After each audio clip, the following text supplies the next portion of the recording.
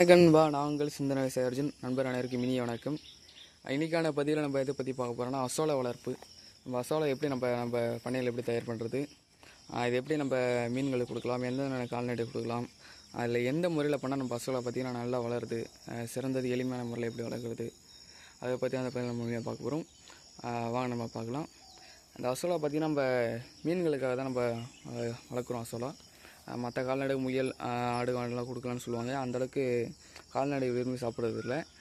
மீன்களே நம்ம விரும்பி சாப்பிட்றதுல மீன் தீவனத்தை பார்த்திங்கன்னா செலவு பார்த்திங்கன்னா பாதி இது குறைக்கிறது.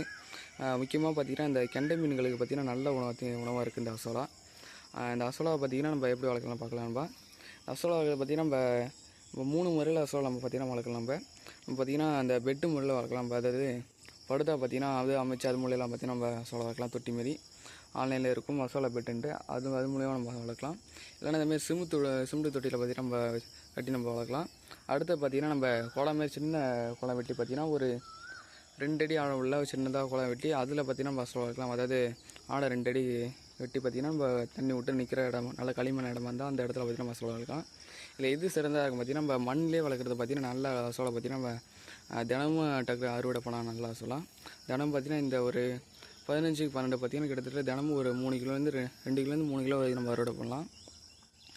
மண்ணில் வளர்க்குறதே ரொம்ப சிறந்த முறை. அதில் பார்த்திங்கன்னா நல்ல அசோலா டக்குன்னு அறுவடை பண்ணலாம். ஏன்னா பார்த்திங்கன்னா மண்ணில் இருக்கும் பார்த்திங்கன்னா நிறைய மண்ணில் இருக்க சத்துலாம் நல்லா எடுத்துக்கிட்டு பார்த்திங்கன்னா டக்குன்னு அசோலா பார்த்திங்கன்னா உடனே வளரும்.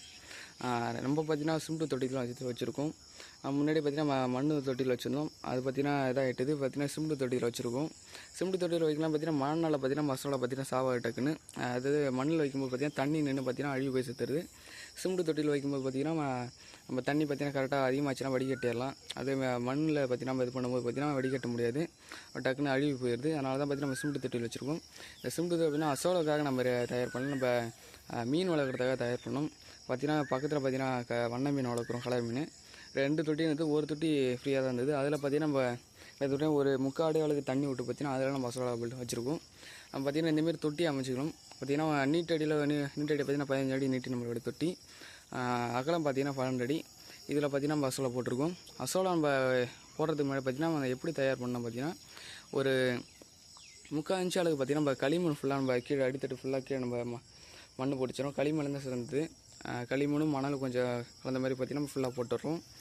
செம்மண் பார்த்திங்கன்னா அந்த வராது, களிமண் போடுறதே பெஸ்ட்டு. கொஞ்சம் முடிஞ்ச அளவுக்கு களிமண்ணே போட்டு இது பண்ணுங்கள். அது பார்த்திங்கன்னா தண்ணி விட்டுறணும். உடனே பார்த்திங்கன்னா தண்ணி விட்டு பார்த்திங்கன்னா சாணம் ஒரு 10 கிலோ அளவுக்கு மாட்டு சாணம், பச்சை சாணம் உடனே இப்போ போட்டு தான் இருக்கணும். அதை பார்த்திங்கன்னா நல்லா கரைச்சி விட்டணும். சில பேர் பார்த்திங்கன்னா உடனே சொல்லப்பட்டு உடனே விட்டால் டக்குன்னு வளர நினச்சிட்ருக்காங்க. நம்ம இந்தமாரி தயார் பண்ணிவிட்டு பார்த்திங்கன்னா நம்ம சாணத்தை மண் கொட்டி தண்ணி விட்டு பார்த்திங்கன்னா சாணத்தை கரைச்சி விட்டு பார்த்திங்கன்னா ஒரு 3 நாள் கழிச்சு அசோலா போட்டால் பார்த்திங்கன்னா டக்குன்னு வளரும். உடனே போட்டால் பார்த்திங்கன்னா அந்த நுண்ணுயிரெலாம் ஃபார்ம் ஆகிறது கொஞ்சம் லேட் ஆகும். அதனால் பார்த்திங்கன்னா அசோலா கொஞ்சம் வளர்றதாகும். நம்ம பார்த்திங்கன்னா ஒரு 3 நாள்லேருந்து ஒரு வாரம் கழிச்சு நம்ம விடும்போது டக்குன்னு பார்த்திங்கன்னா அசோலா வளர்ந்துடும். அது பார்த்திங்கன்னா நம்ம இடையில பார்த்திங்கன்னா தினமும் நம்ம அசோலா பார்த்திங்கன்னா தினமும் பார்த்திங்கன்னா காலைல சாயங்காலம் 2 வேளை பார்த்திங்கன்னா அசோலா நம்ம நல்லா கிண்டி விடணும். அதை கீழே இருக்கிற மண் எல்லாத்தையும் நல்லா கலக்கி விடும்போது பார்த்திங்கன்னா அதில் இருக்கிற நுண்ணுயிர்கள் எல்லாம் பார்த்திங்கன்னா இதாக இருக்கும்.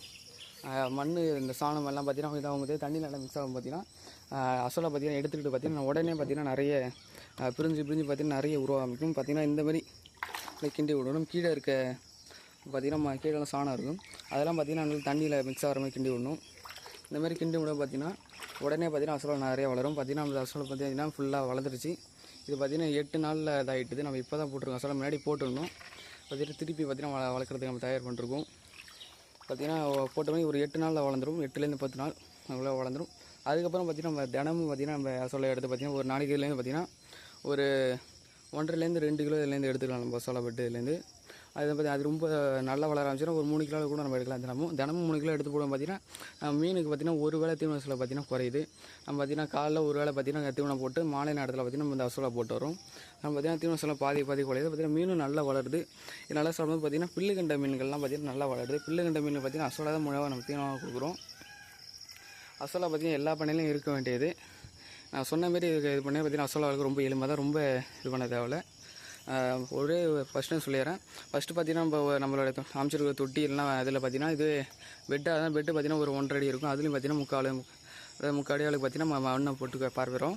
அடுத்து பார்த்திங்கன்னா தண்ணி விட்டுறோம். அடுத்து பார்த்திங்கன்னா சாணத்தை ஒரு 10 கிலோ. இந்த 15-12 அடி பார்த்திங்கன்னா இதில் ஒரு 10 கிலோ பச்சை சாணம் போதுமானது. அதை கரைச்சி விட்டு பார்த்திங்கன்னா ஒரு 3 நாள் கழித்து பார்த்திங்கன்னா அசோலா விதை பார்த்திங்கன்னா நம்ம பக்கத்தில் எங்கேயாச்சும் இருக்கும். இல்லை நம்ம கால்நடை மருத்துவமனையில் போய் கேட்டிங்கன்னா அவங்க சொல்லுவாங்க அசோலா எங்கே இருக்குன்ட்டு. இல்லைனா பார்த்திங்கன்னா வேளாண் பல்கலைக்கழகம் அங்கே பார்த்திங்கன்னா கேட்டிங்கன்னா அசோலா விதை கொடுப்பாங்க. இல்லைனா பார்த்திங்கன்னா ஆன்லைனில் இருக்குது. நம்ம யூடியூப்பில் பார்த்திங்கன்னா நிறைய பேர் போட்டோம் அசோலா விதைகளை விற்பனை போட்டிருக்கேன். அதில் கூட நீங்கள் வாங்கி போடலாம். இந்த தொட்டி பார்த்திங்கன்னா ஒரு 1/2 கிலோ விதை நான் எடுத்து வந்து போடுவேன். அசோலா விட்டு பார்த்திங்கன்னா ஒரு 8 வாரத்தில் பார்த்திங்கன்னா 8 நாளில் பார்த்திங்கன்னா டக்குன்னு பார்த்திங்கன்னா ஃபுல்லாக பரவிட்டுது. இப்போ மொத்தமாக எடுத்தால் கிட்டத்தட்ட ஒரு 8 கிலோ பார்த்திங்கன்னா நம்ம அசோலா எடுக்கலாம். மொத்தமாக எல்லாத்தையும் எடுக்கும்போது ஒரு அடி எடுக்கும்போது டக்குன்னு பரவிட்டு பாருங்கள். அடுத்து பார்த்திங்கன்னா நம்ம பராமரிப்பு பார்த்திங்கன்னா ஒரு 10 நாளைக்கு விட்டு பார்த்திங்கன்னா ஒரு 5 கிலோ அளவு சாணம் பார்த்திங்கன்னா கரைச்சி விட்டு பார்த்திங்கன்னா அசோலா பார்த்திங்கன்னா நல்லா வளரும். இதெல்லாம் நம்ம மண்ணில் பண்ணும்போது பார்த்திங்கன்னா நம்ம சாணம் பார்த்திங்கன்னா 10 நாளைக்கு பண்ணுறது ஒரு 20 நாளைக்கு விட்டு சாணம் கரைச்சிட்டா போதும், அது நல்லா அசோலா வரும். இதே போல் பார்த்திங்கன்னா இந்த அளவுக்கு மண்ணில் வைக்கும்போது பார்த்திங்கன்னா மண்ணில் தொட்டி அசோலா வளர்க்கும்போது பார்த்திங்கன்னா நல்லாவே டக்குன்னு வரும். ஒரு நாளைக்கு நம்ம 4லேருந்து 5 கிலோ வரைக்கும் அறுவடை பண்ணலாம். ஏன்னா மண்ணில் பார்த்திங்கன்னா நிறைய நுண்ணுயிர் இருக்கும். டக்குன்னு பார்த்திங்கன்னா அசோலா பார்த்திங்கன்னா வளர்ந்துட்டே இருக்கும். மண்ணில் முடிஞ்சால் வளர்க்க பாருங்கள். மழை காலத்துக்கும் கொஞ்சம் சிரமமாக இருக்கும். சிமெண்ட் தொட்டி பார்த்திங்கன்னா இந்த பிரச்சனை இருக்குது, மழை காலத்தில் பிரச்சனை இருக்காது. சிமெண்ட் தொட்டி பார்த்திங்கன்னா நீங்கள் இந்த இவ்வளோ ஹைட்டு அமைக்கணும் தேவையில்ல, ஒரு 1.5 அடி ஹைட்டு அமைச்சாலே போதும், அதுவே போதுமான அசோலா தொட்டிக்கு. இந்த வீடியோ உங்களுக்கு பிடித்தா லைக் மட்டும் மறக்கும், நம்பர் ஷேர் பண்ணணும்பா. நன்றி. அசோலா வளர்ப்பு பார்த்திங்கன்னா நம்ம இன்னொரு வீடியோ போகலான் இருக்கோம். மீன்களை எப்படி கொடுக்குறதுன்னு பார்த்திங்கன்னா அந்த வீடியோ பார்த்திங்கன்னா விரல் வரும். நம்மளோட சேனல் சப்ஸ்கிரைப் பண்ணி வச்சுங்க. நன்றி நண்பா.